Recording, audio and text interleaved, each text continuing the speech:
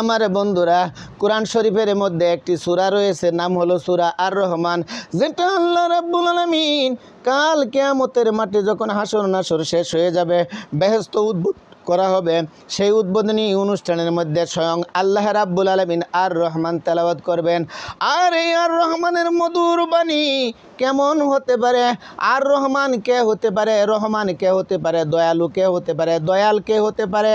কে হতে পারে অধিপতি জগতের?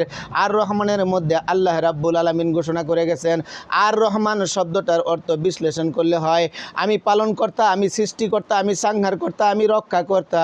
যেমন আল্লাহ রাব্বুল আলামিন পৃথিবীর সমস্ত জীব জানোয়ার, পশু পাখি, গ্রহ নক্ষত্র যাদের রয়েছে সমস্ত কিছুর পরিচালনাকারী, তাদের আহার দেওয়ার ব্যবস্থাকারী, তাদেরকে পালন করার ব্যবস্থা করে থাকে স্বয়ং আল্লাহ রাব্বুল আলামিন। গভীর সমুদ্রে বিশাল বিশাল প্রাণী রয়েছে, যেমন তিমি মাছের মতো অসংখ্য বড় বড় প্রাণী রয়েছে। সমস্ত প্রাণীদেরকে খাওয়ার ব্যবস্থা করেন আল্লাহ, পালনকর্তার ব্যবস্থা করেন আল্লাহ। সমস্ত মানুষের দায়িত্ব মহান রাব্বুল আলামিন ইজ্জতের। এই জন্যে আল্লাহ হলেন আর রহমান।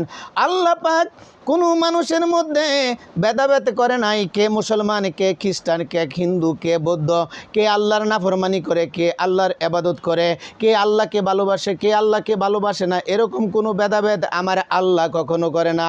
যে আল্লাহ পাকের নাফরমানি করে তাকেও আল্লাহ রাব্বুল আলামিন খাওয়ায়া পরায়া দুনিয়ার জমিনে রাখে। যে ব্যক্তি আল্লাহ পাকের শুকরিয়া আদায় করে, আল্লাহ পাক তাদেরকেও দুনিয়ার জমিনে খাওয়ায়া পরায়া রাখে। যে আল্লাহর নাফরমানি করে তারও আল্লাহ কোনো ক্ষতি করে না, যে আল্লাহর শুকরিয়া আদায় করে তারও আল্লাহ কোনো ক্ষতি করে না। আল্লাহ রাব্বুল আলামিন তামাম পৃথিবীতে সূর্য সৃষ্টি করেছে, চন্দ্র সৃষ্টি করেছে।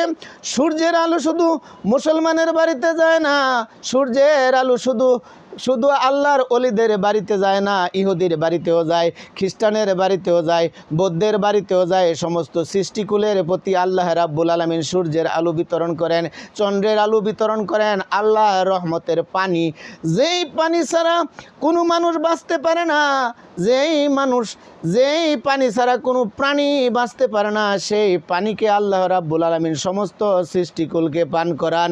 এই জন্যে আল্লাহ রাব্বুল আলামিন রহমান, এই জন্যে আল্লাহ রাব্বুল আলামিন রাহিম। অন্য কাউকে রহমানও মানা যাবে না, অন্য কাউকে রাহিমও মানা যাবে না। একমাত্র আল্লাহ রাব্বুল আলামিনকে রহমান এবং রাহিম মানতে হবে।